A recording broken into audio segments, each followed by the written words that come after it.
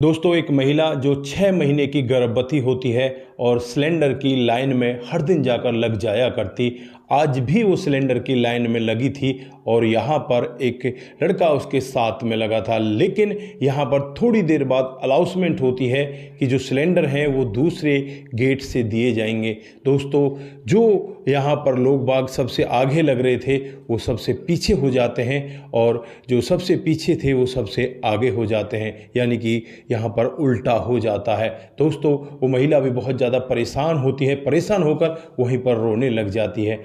उसके बाद यहाँ पर एक व्यक्ति उसको फिर यहाँ अपना सिलेंडर दे देता है और कहता है कि तुम्हें टेंशन लेने की ज़रूरत नहीं है। उसके बाद इस महिला के जीवन में जो होता है कभी किसी ने कल्पना भी नहीं की थी। दोस्तों, ये महिला हर दिन सिलेंडर लेने के लिए आती थी। लोग बाग भी इसे देखा करते थे तो अचंभा किया करते थे कि ये महिला हर दिन सिलेंडर लेने क्यों आ जाती है। दोस्तों, क्या बड़ी वजह रही होगी? अगर आप लोग भी पूरे मामले को डिटेल से जानना चाहते हैं तो वीडियो को ज़रा सा भी स्किप ना करें, लास्ट तक वीडियो को ज़रूर देखिएगा। दोस्तों, आगे बढ़ने से पहले हमारी वही रिक्वेस्ट कि जो हमारे चैनल के साथ नए हैं कृपया करके चैनल को फॉलो कर लें, बेल आइकन को ज़रूर प्रेस करें। नमस्कार, जय हिंद। आप देख रहे हैं APH न्यूज़ राहुल रावत के साथ। दोस्तों, आज की जो हकीकत की घटना आप लोगों को बताने जा रहा हूँ ये बिहार के बेगूसराय की हकीकत की घटना है। यहाँ पर गुड़िया नाम की एक महिला जिसकी 2 साल पहले एक लड़के के साथ में शादी हो जाती है, जिसका नाम दिनेश होता है।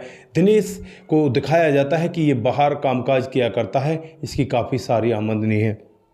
लेकिन कुछ दिनों के बाद ही गुड़िया को इस दिनेश की असलियत के बारे में पता चलता है। ये तो शराबी है, जुआरी है और ऐसे ही आवारा घूमने वाला है, कुछ नहीं करता।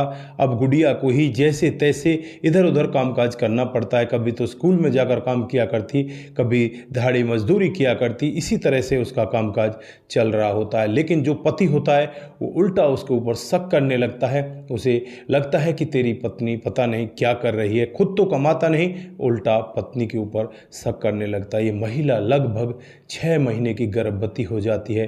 दोस्तों, 6 महीने की गर्भवती ये महिला हर दिन मजदूरी करती, पति शराब पीकर उन पैसों को उड़ा दिया करता। अब एक दिन का वाक्य होता है जब ये महिला सिलेंडर लाने का कामकाज करने लगती है। वहाँ पर भी इसे 200-300 रुपये मिल जाते। सुबह 5 बजे जाकर लाइन लगा देती और उसके बाद ये सिलेंडर को ले आया करती। जो बड़े बड़े लोग होते हैं उसे वो यहाँ पर कुछ पैसा दे दिया करते। इसी तरह से कामकाज चल रहा होता है। एक दिन का वाक्य होता है जब इस महिला को एक दिनेश नाम का लड़का देखता है। वो भी हर दिन ही यहाँ पर आया करता, तो इस महिला से पूछने लगता है कि आप इतने सिलेंडरों का क्या करती हो, आप हर दिन यहाँ सिलेंडर लेने के लिए आ जाती हो। तो यहाँ पर वो कहती है कि मैं इन सिलेंडरों से पैसा कमाती हूँ, मेरी दिहाड़ी मजदूरी, मेरे घर का कामकाज चलता है। दोस्तों, अब यहाँ पर वो दिनेश उसके बारे में पूछने लगता है कि तुम ऐसा भला क्यों करती हो, तुम तो गर्भवती हो, तुम्हें तो घर पर आराम करना चाहिए। लेकिन वो कहती है कि अगर मैं घर पर आराम करूँगी तो हम खाएंगे क्या और मेरा पति मुझे छोड़ेगा नहीं, वो मुझे मार ही देगा। दोस्तों, इस तरह की बातों को सुनकर दिनेश भावुक होता है और पूछने लगता है कि तुम अपने घर पर क्यों नहीं चली जाती। तो वो कहने लगती है कि मेरे घर पर भी कोई नहीं है। जब मैं 1 साल की होती हूँ मेरे पिता की मौत हो जाती है, उसके बाद जो मेरी माँ होती है वो किसी दूसरे से शादी कर लेती है। ताऊ और ताई ने ही मुझे पाल पोस कर बड़ा किया था और मैं इधर उधर स्कूल में काम किया करती, कभी ऐसे ही दिहाड़ी मजदूरी किया करती। मेरे पास एक स्कूटी होती है चार्जिंग की, शादी के बाद उसे मैं अपने साथ ले आती हूँ। अब मैं वापस भी नहीं जा सकती क्योंकि उन लोगों के ऊपर भी मैं बोझ नहीं बनना चाहती। दोस्तों, यहाँ पर दिनेश अब उसकी बातों से बहुत ज़्यादा भावुक हो जाता है। दोनों लाइन में लगे होते हैं, तभी अनाउंसमेंट होती है कि जो दूसरा गेट है उस पर लाइन लगाई जाए और फिर ये लोग भागकर उस गेट पर पहुंच जाते हैं। लेकिन ये महिला पीछे रह जाती है। दिनेश उसे देखता रहता है।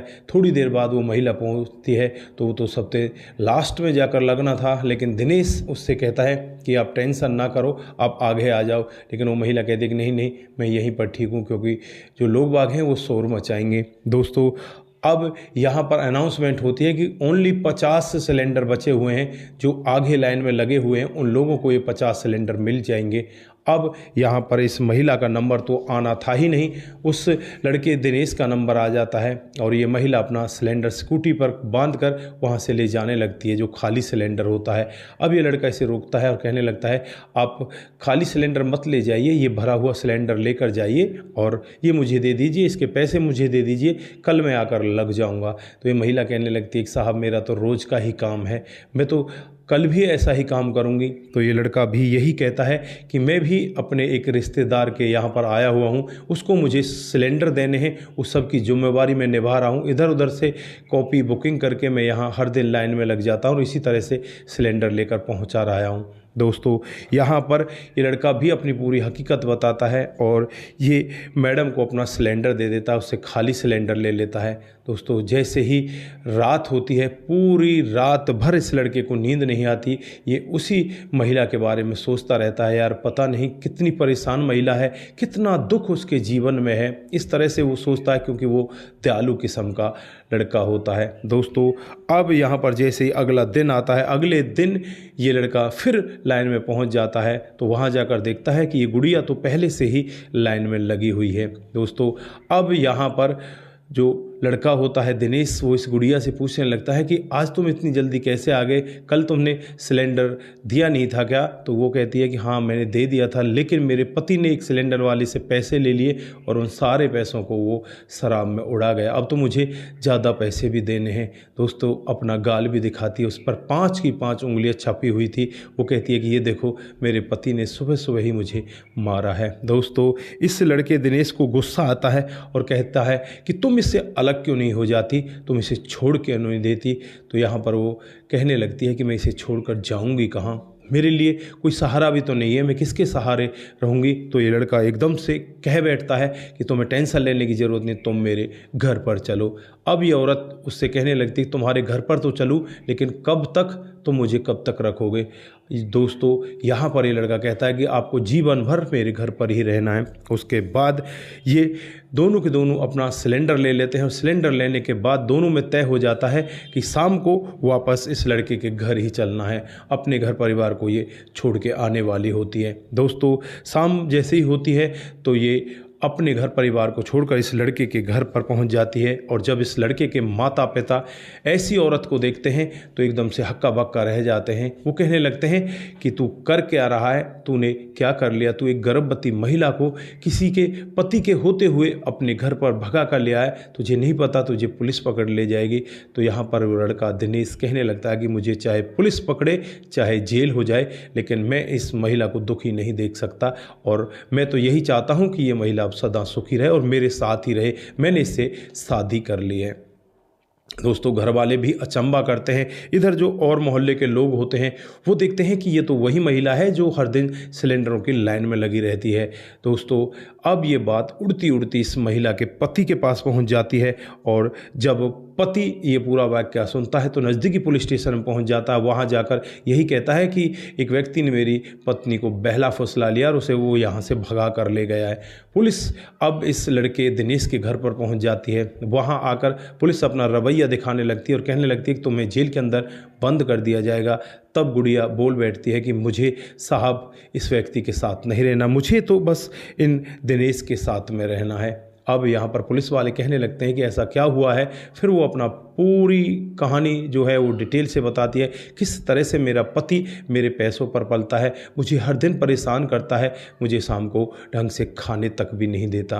दोस्तों अब यहाँ पर पुलिस भी करे तो क्या करे, ये बालिक होती है, जिसकी मर्जी है ये जहाँ पर जाए वहाँ पर रह सकती है। पुलिस भी अब उस पति से कहने लगती है कि तुम वापस अपने घर जाओ और अपने कर्मों के लिए रहो, तुमने कर्म ही ऐसे कर दिए हैं, इसलिए ये अब तुम्हारे साथ में नहीं रहेगी। दोस्तों अब यहाँ पर ये लड़का इसे लेकर अपने घर में रहने लगता है, लेकिन जैसे ही 2 दिन का समय बीतता है, जो अड़ोसी पड़ोसी होते हैं, घर वाले होते हैं, इस लड़के के ऊपर दबाव बनाने लगते हैं, कैसी बहू को ले आया, किस तरह से ले आया, ये तो बहुत ही ख़राब है, इसने तो उसको ख़राब कर दिया, बहुत तरह तरह के यहाँ पर सवाल होते हैं। ये लड़का परेशान हो जाता है। परेशान होकर ये तत्काल की टिकट निकालता है मुंबई की, जो बांद्रा होता है वहाँ पर ये रहा करता था, वहीं पर इसका कामकाज अच्छे से चलता है।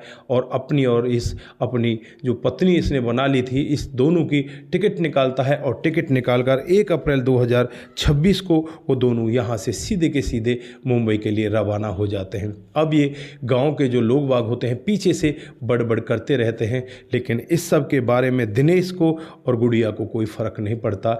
आज दिनेश और गुड़िया बहुत ज़्यादा खुश हैं और उनके जीवन में तमाम तरह की खुशियाँ आ रही हैं। तो दोस्तों, ये रही आज की एक छोटी सी कहानी। आप लोगों को कैसी लगी? अगर आपको जरा सी भी प्रभावित करती है तो दोस्तों के साथ ज़रूर साझा करके जाएं। दोस्तों, जिन साथियों ने हमारे पिछले वीडियोज़ पर कमेंट किए थे उनका नाम हम यहाँ पर बारी बारी से लेने वाले हैं। सबसे पहला जो कमेंट आता है वो रघु रावत का आता है। वो लिखते हैं कि आपकी कहानी बहुत ही बेहतर होती है। रघु जी, बहुत बहुत धन्यवाद। मुनमुन श्रीवास्तव जी हमें कमेंट करते हैं, और जो कपिल जी हैं वो कमेंट करते हैं। महाराष्ट्र जलगांव से हमें कमेंट करते हैं। और उसके बाद में जो कमेंट आता है वो श्यामवीर का आता है। वो भी हमें लिखते हैं कि आपकी कहानी बहुत ही अच्छी होती है। दोस्तों, बिमला ग्रीफ जी हमें कमेंट करती हैं। सूरज DEO हमें कमेंट करते हैं।